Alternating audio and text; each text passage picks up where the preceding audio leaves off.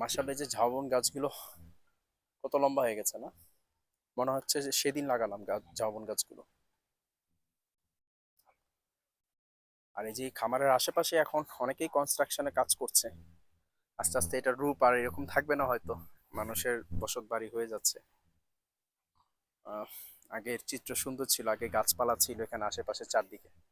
এখন আর হয়তো ধীরে ধীরে সেটা দেখা যাবে না। এই যে এখানে আহ, হ্যাঁ, সবাই চাবে সবার জমির মধ্যে সবাই কিছু না কিছু করুক, কিন্তু ডেফিনেটলি আমি আমার জায়গার অর্ধেক জায়গাটুকু আমি শুধুমাত্র গাছগাছালির জন্য রাখবো।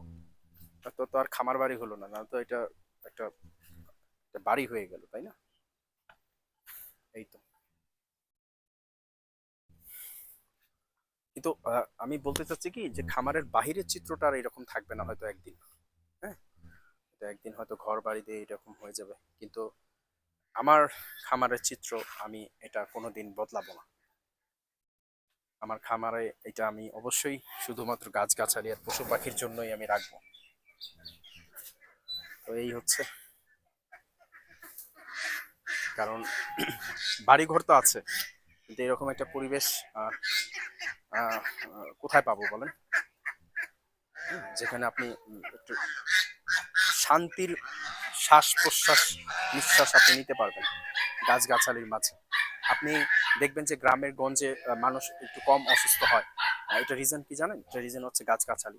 গাছগাছালি থেকে যে আমরা অ্যান্টিবায়োটিক বাতাস নিচ্ছি, সেই বাতাস আমাদের বডিকে, আমাদের ইমিউনিটি সিস্টেমটা স্ট্রং রাখে, যেটা শহরের মানুষের মধ্যে কিন্তু রাখে না।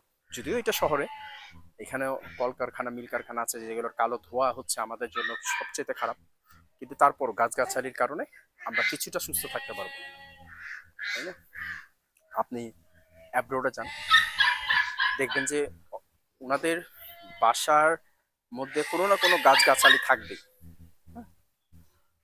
ওরা যে ছোট ছোট ডুপ্লেক্স বাড়িগুলো করে, আমরা বাড়ি ঘরের পিছনে এত টাকা খরচ করি, এত টাকা খরচ করি, ওরা কিন্তু একদম সিম্পল ভাবে বাড়ি ঘর করে, খুবই সিম্পল ওয়েতে। বোর্ড দিয়ে বাড়ি করে, প্লাস্টিক বোর্ড দিয়েও বাড়ি করে, কিন্তু সেটা খুবই মজবুত হয়। এই হচ্ছে, সব হাঁস মুরগি দাঁড়িয়ে আছে, খাবারের ওয়েট অপেক্ষা করছে, কারণ এখন হচ্ছে বেলা বাজে হচ্ছে 3টা।